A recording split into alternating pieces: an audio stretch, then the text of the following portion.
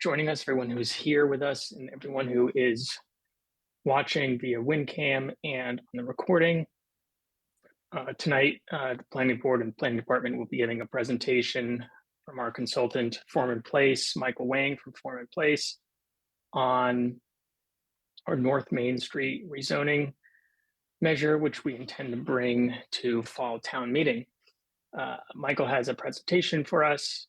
We'll be going through that presentation, and at the conclusion or throughout the process, we will stop to answer any questions.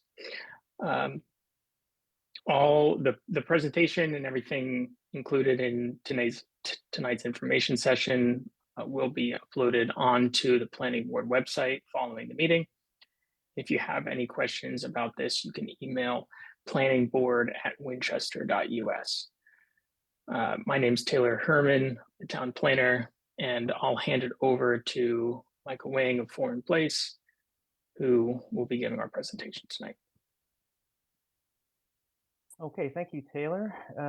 Let me share my screen here and pull up this presentation. Is that coming through? Yes, okay. Looks great. Great. Well, good evening, everyone. Again, I'm Michael Wang with Form Place. I'm an architect and an urban planner, and I probably know most of you by now, as I've been working with the town and the planning board for a little over 2.5 years on this initiative. I guess the purpose of this evening is to give you an update on where things stand as we work towards the fall town meeting, as Taylor mentioned. We did give a presentation earlier this week to the select board, giving them an update on things, and this is a version of that that's been embellished slightly, and I will take a little more leisure in going through some of the details as we have a little more time this evening. So I was going to start by just putting this effort back into the larger Winchester planning context, a number of these slides, I think people who've been following along will have seen, but hopefully there'll be some new content this evening as well. Obviously, the Winchester 2030 Master Plan, which was adopted in March of 2020, sort of sets the stage for evolving opportunity areas in Winchester. And you can see here areas 4 and 5 on the map have been identified as among these evolving opportunity areas, and those essentially are the area 4 is from Swanton Street to the Woburn line, the northern part of North Main Street, and area 5 is the current GBD2 zoning district that is from Swanton Street down to Skillings Road. So essentially, the master plan was calling out for opportunities for contextual infill, for bringing in mixed use, making these areas much more walkable, and sort of an extension of the CBD, if you will. Together with the master plan, J.M. Goldston produced an action plan, and there's a snippet you see in the upper right-hand corner, which talks about making zoning changes to this area to allow for higher intensity development. And there are a number of ways to achieve that, including increasing building heights and allowing for a wider range of uses. They were strongly encouraging mixed-use residential and other opportunities, and that's what we are building on here.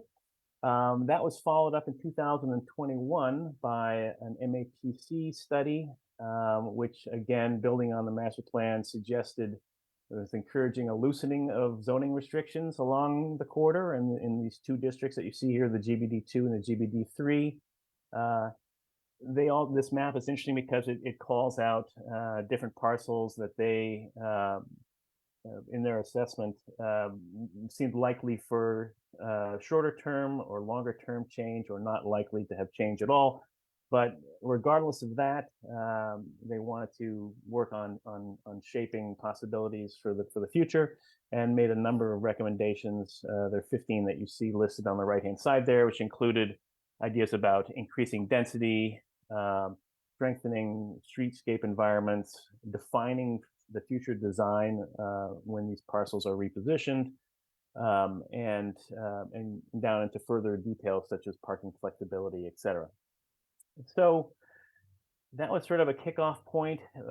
Forum Place joined the effort in early 2022. And I've been asked by the planning board to just take a minute here to look back at some of the very early stuff we did, because one of the first things we did was to really analyze the character of the corridor as we sort of this fascinating stage that we're in now of really refining the dimensional criteria and thinking about design guidelines. It's helpful to understand the existing conditions and what we're trying to address. So I'm sure just about everyone has heard about complete streets, and this is one of the many diagrams of a street typology, a neighborhood connector in this case. And I think it's really interesting to look at all the components that go into a vibrant streetscape, from narrow travel lanes to bike lanes, a parking zone, and then kind of a multifaceted sidewalk zone that involves landscaping areas, storefront zones, and walking zones. So again, the section of the street being, from curb to curb, about 44 feet in this instance, and the building from face to face shown here at 58 feet as a minimum. Now, the 7-foot sidewalks are on the narrower side. In this case, we're looking at largely 1-story with some 2-story buildings, so perhaps the narrower sidewalks are adequate in this case. But this is just one example of a frame of reference that I think is a very similar street section to what exists today on North Main. So we're going to sort of look at some of the existing conditions that are there today before we sort of kick into an update on how things are progressing. So with help from Carrie and some others, we were looking at you're going to see a series of sections and information moving from the CBD on Main Street all the way up into Woburn, just to give you a sense of what kinds of conditions exist today. Now, down in the CBD here, with 611 Main Street on the right-hand side and 626 on the left, you can see a street right away that is just in that same range as we were looking at in the complete streets diagram of about 44 feet. And sidewalks in this case are around 8 to 9 feet. And this has a very nice feel to it. There obviously are some landscaping areas and some mature trees that kind of take chunks out of the sidewalks, and in some cases might challenge today's ideas about accessibility. But certainly a very attractive streetscape and proportional to the height of the buildings on either side, which in this case are both 3 stories. So I think this is a nice starting point, and we'll see how this transforms as we move up the corridor. Just a block up, wanted to mention, take a look at the Winchester Savings Bank location here, and just point out that here the building has gone up to about 45 feet in height.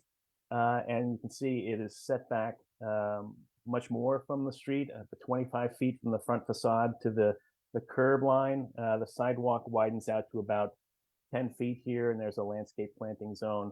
So you can get a sense that with the additional height, there's a little more width from the curb edge to the facade, and we'll continue to look at how that evolves as we move.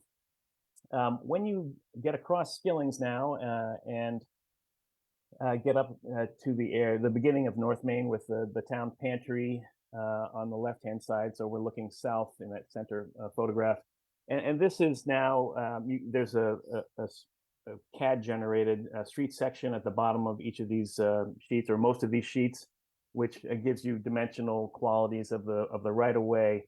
And you can see here the town pantry building is set back 72 feet from the property line, and with parking in front, and you can and obviously there's the infrastructure above, and all these aspects that give a very different feeling of a pedestrian environment and a sense of desired walkability. On the right-hand side, the Bagels and Brew building, and you see a 10-foot wide sidewalk And there are elements, although in the distance here, I don't know if you can see my cursor, but there are elements like projecting stairs that come out into that sidewalk zone, and in that case, narrow it down to 7 feet. So these are all considerations. There's no landscaping shown in that particular street section there, but interesting to think about the heights of the buildings relative to the streetscape zone. Shifting a little further to the north now, the section in CAD down below is actually taken from the D1 Automotive to the west, or on the right-hand side, over through Dunkin' Donuts. I'm showing you above that, just a little bit to the south, is the Shield Car Wash, and you can get a sense of some of the dimensions of this street section now. You're looking at all automotive uses on both sides of the street, or vehicular-centric uses, if you will. The front facade of the Shield Car Wash is pulled back 41 feet from the street edge. There's an 8-foot sidewalk. And on the west side, or the right side, you have an 8-foot sidewalk as well. And the automotive shop is pulled back 25 feet from the curb edge and up a little bit. But it's a one-story building, and you have one-story buildings on both sides of the street here. So it's a very different feeling, obviously, and you have extensive curb cuts. One of the longest curb cuts is on the right-hand side of this, in front of the D1 Automotive. So again, pedestrian safety, pedestrian friendly, all those issues in play. I have a couple more. Now, just shifting north of Swanton Street, Andrea's Pizza. On the left-hand side, or east side here, Winchester Optical on the right. And you'll notice that the right-of-way of the street has been a consistent 42 feet all the way since we started at Town Pantry here, which is a little bit narrower than the 44 we were looking at down in the CBD, interestingly enough, because it doesn't feel that way in many instances. But you're looking at 2-story and 1-story buildings here. This is probably one place on the corridor that feels almost like a proportional street section, even with the lower scale buildings. There are some unfortunate things, like having a parking lot right on the corner of Water Street and North Main, as opposed to a building. But all those things aside, this is another example of how buildings relate to a certain width of street. And a couple more shifting to the north now. This is looking to the north, up at 955 Main Street, the Russell Hill building, a building that is one of the larger buildings along the corridor. It's 3 stories and 38 feet or so. On the street side, it's 50 feet and 4 stories on the back side. But probably most importantly, the geometry of the building does not follow the geometry of the street. And you have parking in front, a parking lot in front. So the building is not playing a preferable role in defining the edge of the street. And similarly on the west side, which is on the left in this particular image, you have buildings that are set back from the street 40 feet. You have multiple curb cuts and the grouping of access points. So while this is a reasonably attractive section of the corridor, it's not sort of a complete streets real approach to definition of the streetscape. And then the last image here is looking north up by the Winchester Hospital site, with the gas station on the left, on the west. And so when you look at, the Winchester Hospital is an interesting, very repetitive facade that is only about 14 feet tall, 1-story building. It's 160 feet long. So that in itself has a certain quality to it, and combined with the non-conforming gas station use on the west side, again, and utility poles, et cetera, you're dealing with a certain character of corridor here. Interestingly enough, when you cross the town line and drive up the same street up into to Woburn, you all of a sudden find yourself back in a street section that feels vibrant and intriguing in the sense that it's mixed use, and it has the 42-foot right of way still. It has a 60-foot spread from building to building, so very different than the 120, 150 feet we're seeing from building to building and various points between this and the CBD. So I think this is intriguing to see, particularly the 3.5 to 4-story massing on the right-hand side here, and how that relates to a pretty narrow sidewalk condition, but it still has a very nice feel to it. So that's just a little bit of a check back, referencing the existing conditions in the corridor as we think about how we're shaping the development of various parcels and how they relate to defining the public realm in a preferable way. This is a last image from those early studies from 2022 that took an intersection and looked at, if you re-subdivide the right of way and add bike lanes and think about the intersections as having bump outs so that the pedestrian safety is improved, even without any particular development shown or redevelopment shown on any of the development parcels. You can see just the right of way itself is a marked improvement with the introduction of landscaping and other components. So that's just a reference point for everyone. So back to our current situation, and building on the master plan and the MAPC study, the planning board, with input from community meetings and the ZRAC and others, identified some key goals for the corridor, and you see 3 of them listed here. Mixed use being a critical one, incentivizing ground floor commercial with multifamily residential above as sort of a preferred typology. And so you really can activate the ground level, particularly in the southern section of the corridor where you're close to the CBD. Housing, increasing density of housing was a critical goal, and this is building again on those previous studies, especially south of Clark Street. A tremendous opportunity there. As you can see in the diagram on the right, the half-mile radius from the MBTA station, and everything south of Clark is within that radius. So that is thought of as a particular opportunity, and to incorporate many different housing typologies that would serve a diverse demographic. I'm sure many of you have heard the term missing middle from, if not from these studies, but also from your conversations around the MBTA communities zoning. And the missing middle housing is essentially everything between single family homes and mid-rise structures. And, depending on parcel sizes and whatnot, there are a number of typologies here that would be helpful to or preferable to incorporate into the corridor. And then at the bottom here, contextual character.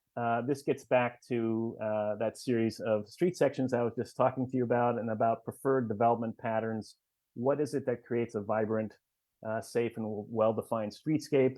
One that's less focused on the automobile, and one that is still, is very cognizant of its role as a transition to neighborhoods that are behind this sort of double-loaded swath along the corridor.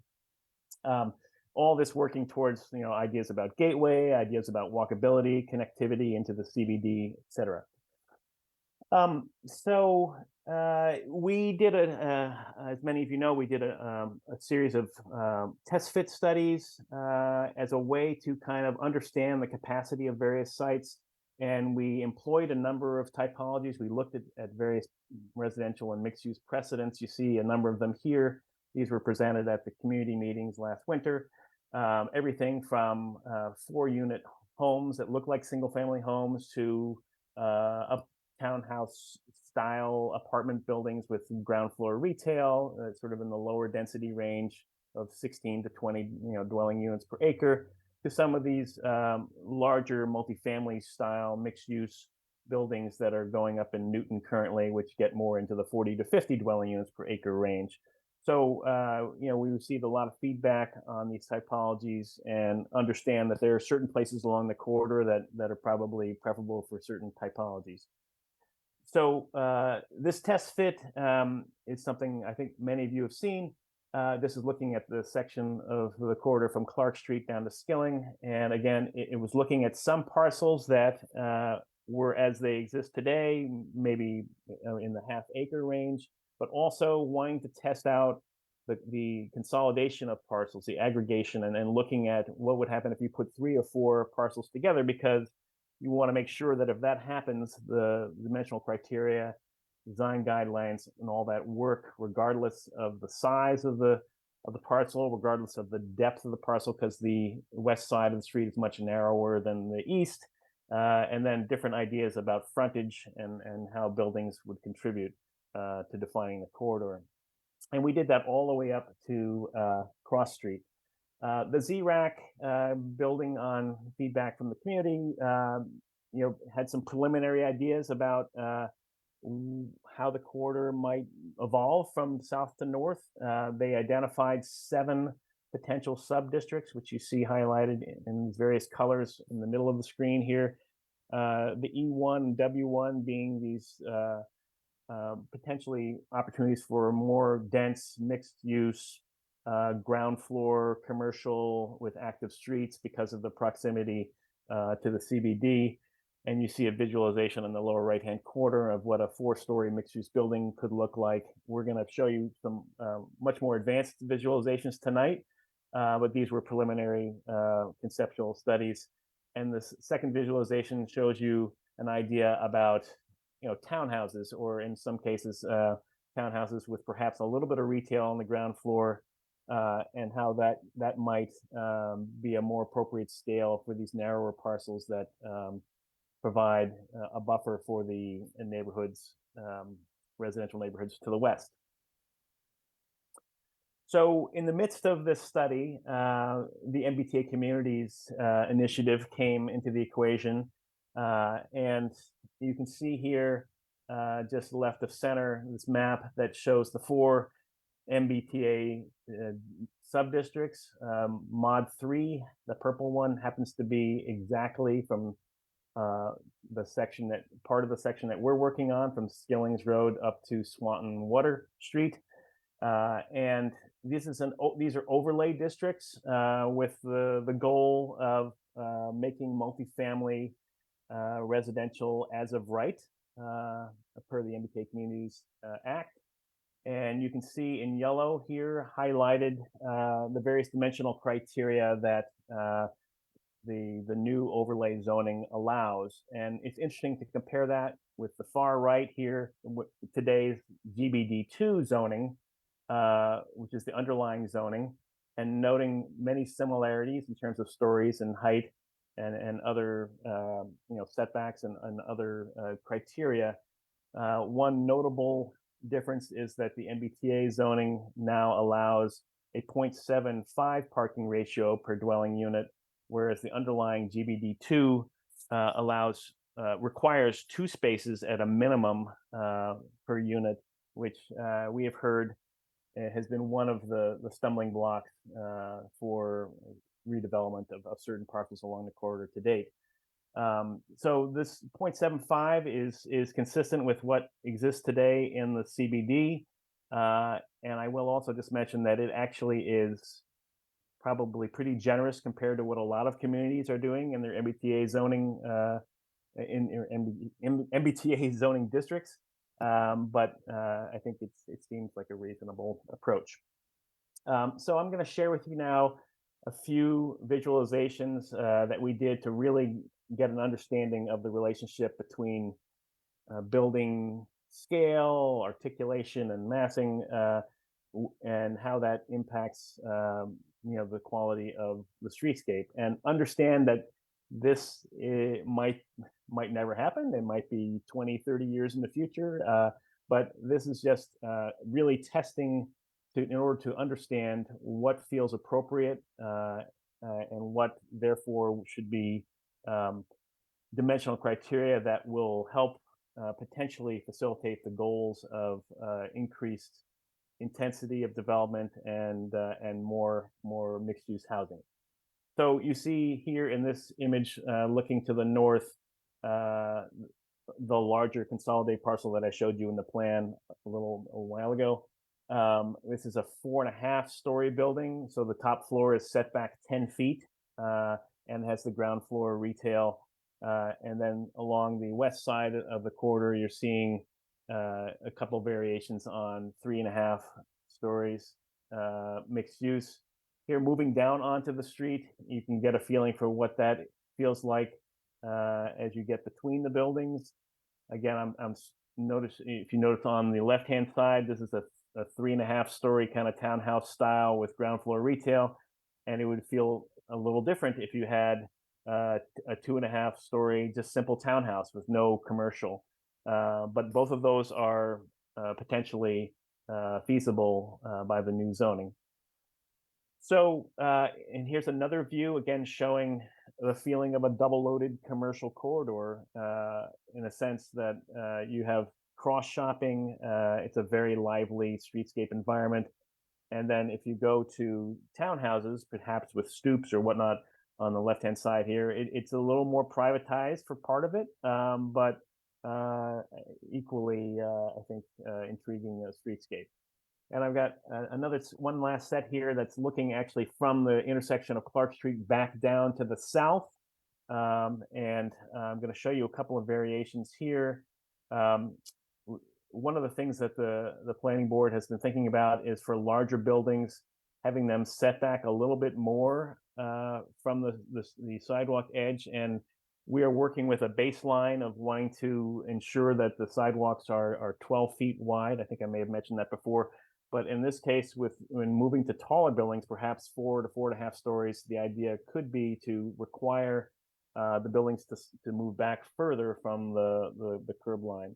That was an earlier study that has it way out at the street, but now we're I think moving towards this approach here. And again, you can see on the right-hand side the 3.5-story mixed use, and then here would be more of a lower scale 2.5-story townhouse. So I think what's intriguing about the idea of having the taller buildings be slightly further back from the street is you can see in this rendering just this amazing opportunity for an expanded kind of lively streetscape zone with outdoor dining, public art, urban furniture. And you can imagine that with smaller buildings kind of right on the street, like we see down in the CBD, where we're looking at 611 and Main Street. But having a little relief on some of the taller buildings, I think it provides an opportunity for usable public open space and more activity. So this is something that we're working towards.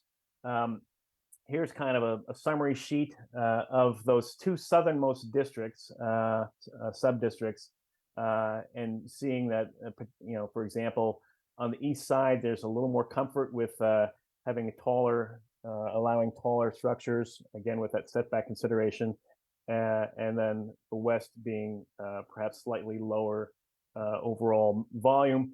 And as you move up the corridor into the other sub-districts, I think each one is going to have a certain quality to it that is taking into consideration not only the definition of the street, but also the abutting uses behind them.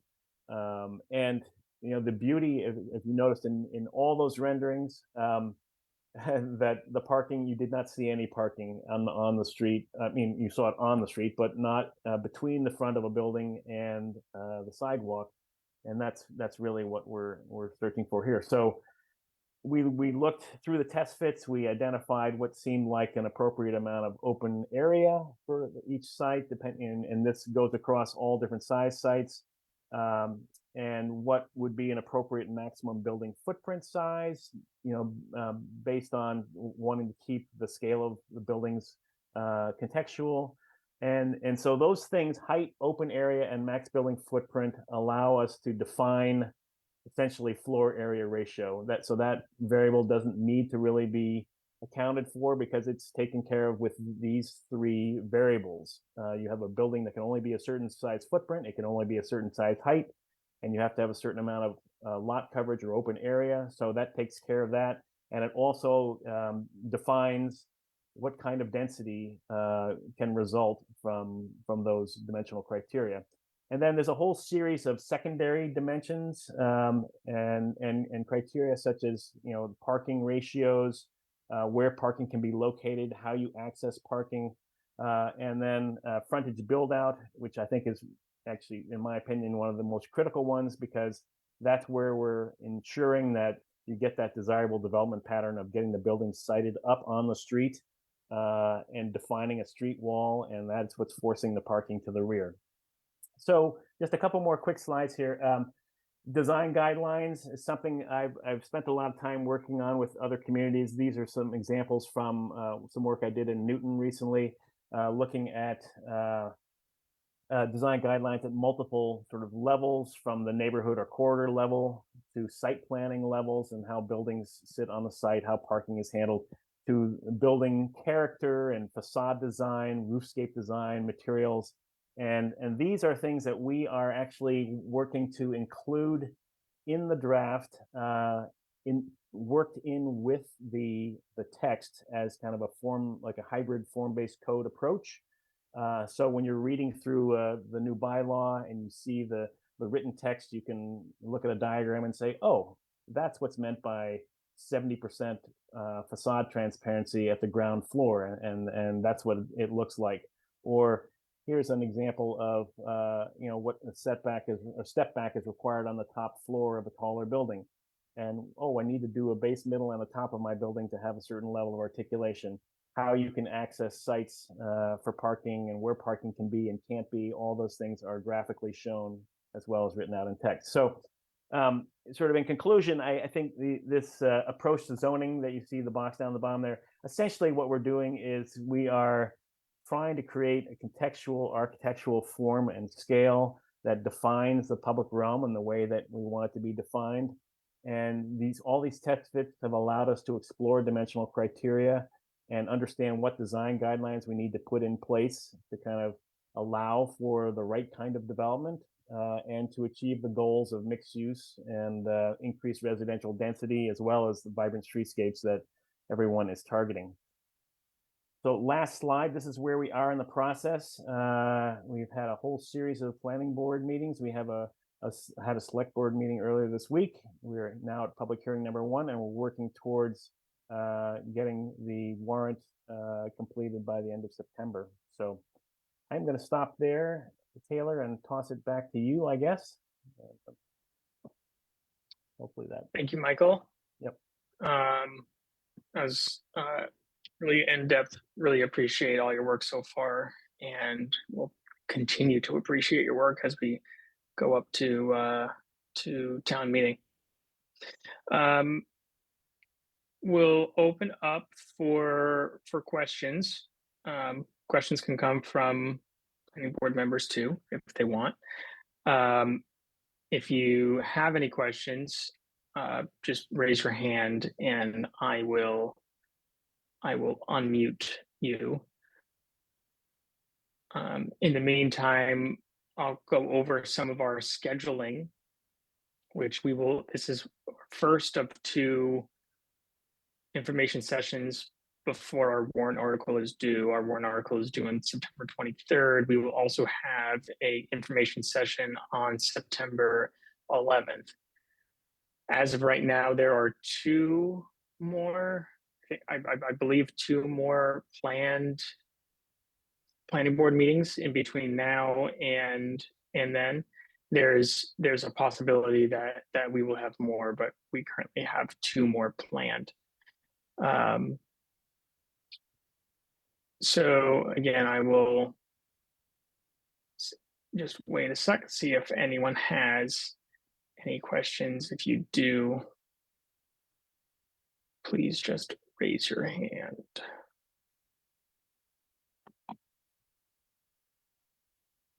Michael, I have a question for you. How long have you been working on this project?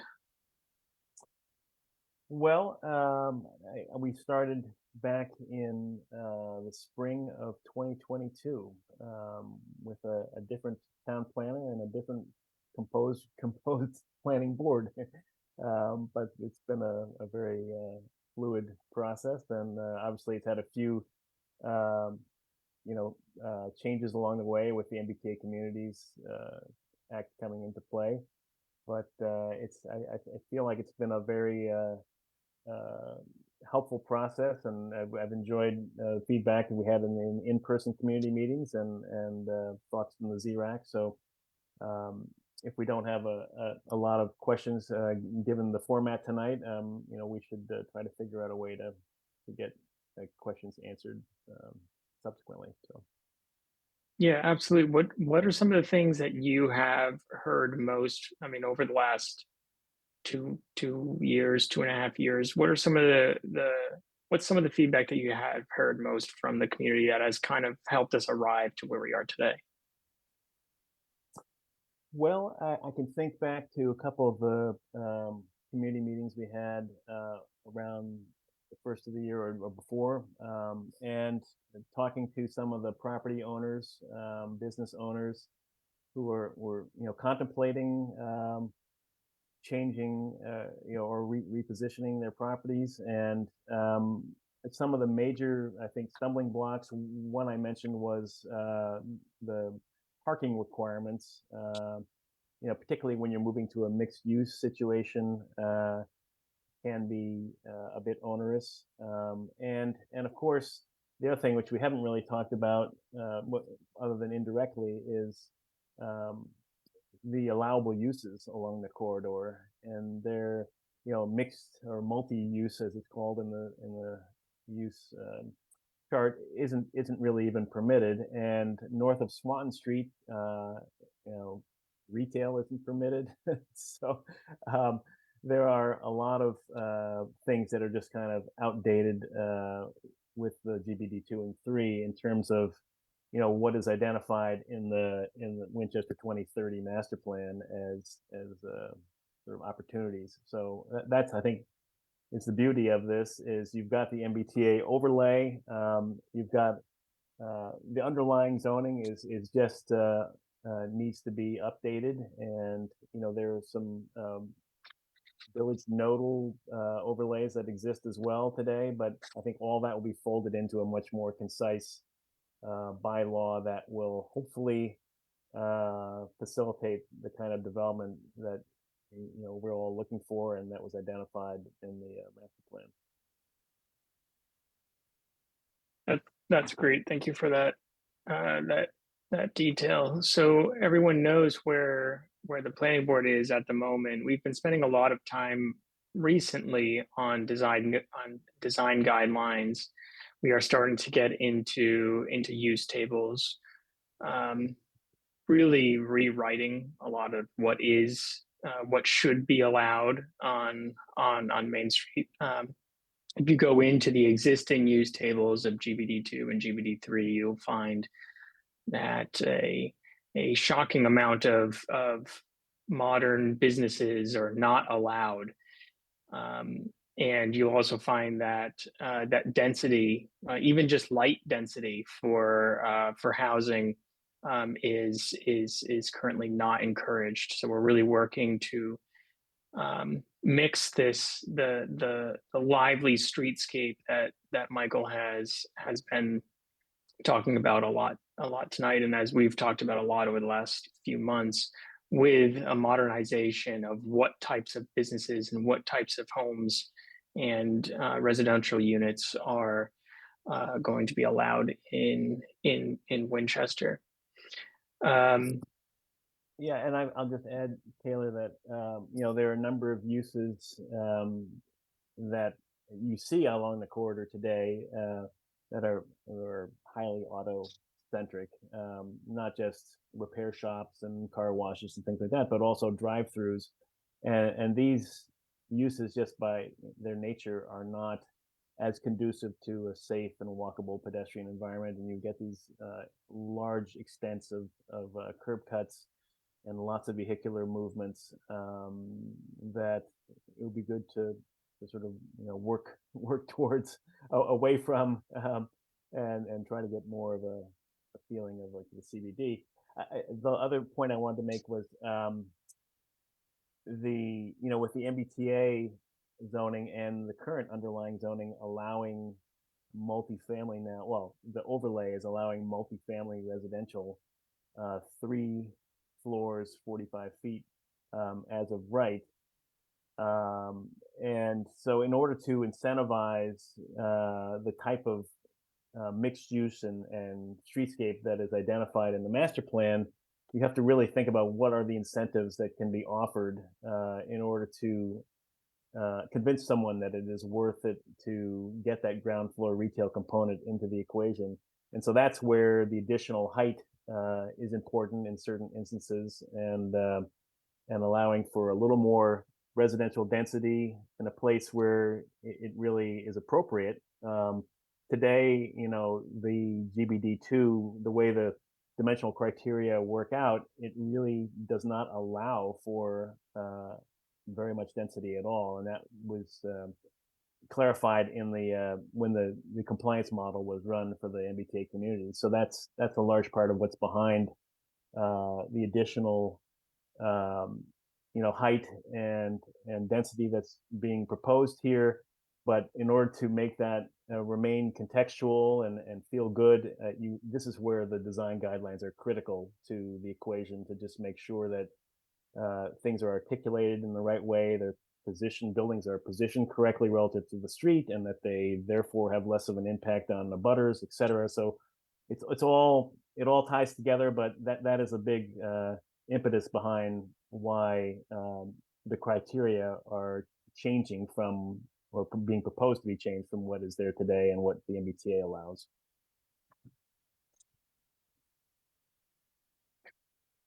Yeah, great. And just a reminder, when we started this, however many years ago, one of our main goals was, to create an extension of our central business district. We all love our downtown, our CBD. We wanted to bring that up Main Street and bring both business and residential opportunity. That's always been the goal of this, and while trying to keep the character of Winchester in mind as we do that. So last chance for questions, comments. Again, everything from the recording to the materials, the presentation, and everything that we have done so far can be found on the planning department website. And if you have any questions afterwards or comments afterwards, you can email planningboard@winchester.us. You can come into my office and ask me any questions as well. So I'll leave about a few seconds for any last questions.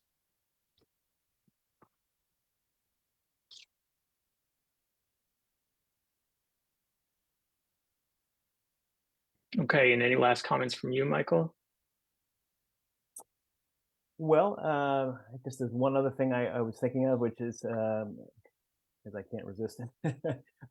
There's some really fantastic examples of other zoning initiatives that are happening around the Boston suburbs.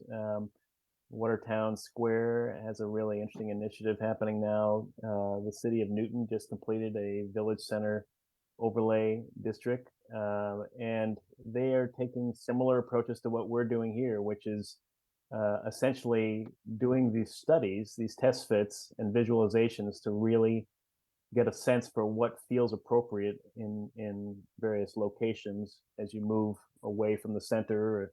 In our case, it's a corridor. In other cases, it's concentric circles from a village center.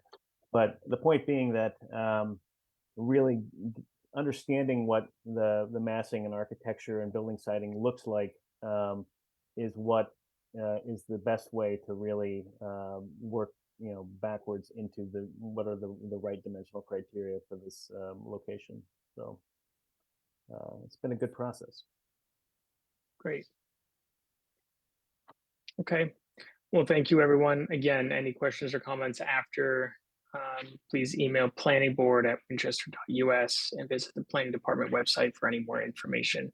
I'd like to thank everyone who joined us tonight, and Michael Wayne from Form in Place, everyone from the planning board, and everyone who will view this later on. Thank you very much. And I hope you can all join us at our next information session on September 11th. Have a good night. Thanks, Taylor. Thank you, Marie.